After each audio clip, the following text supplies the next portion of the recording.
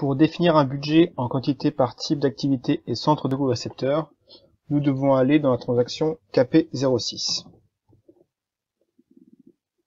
Il nous faut choisir le schéma 101-102 grâce au bouton ici présent. Une fois la transaction, ou plutôt le schéma choisi, nous devons renseigner les cases variables, donc la version, la période, janvier à décembre, ainsi que l'exercice comptable, 2019. Nous devons ensuite renseigner le groupe de centre de coût, donc le numéro du groupe de l'entreprise, G33 dans le cas présent. Ensuite, il y a le centre de coût émetteur à renseigner. Pour cela, nous devons aller dans notre fichier Excel préalablement rempli, où nous trouvons le centre de coût émetteur, ici ou ici. Nous faisons un copier-coller, que nous mettons dans cette cellule.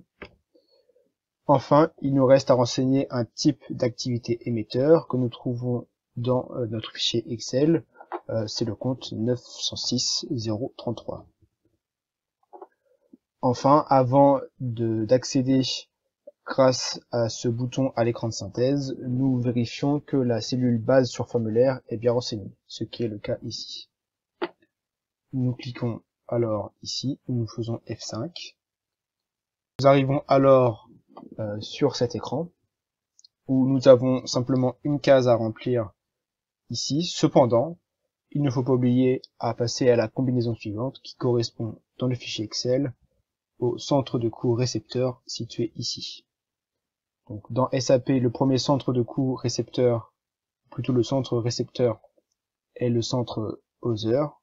Donc nous prenons la quantité 40 160 que nous copions et collons ici. Il faut ensuite faire de même pour chaque centre en changeant de combinaison. Une fois tous les centres renseignés, il ne nous reste plus qu'à enregistrer en cliquant sur le bouton ici.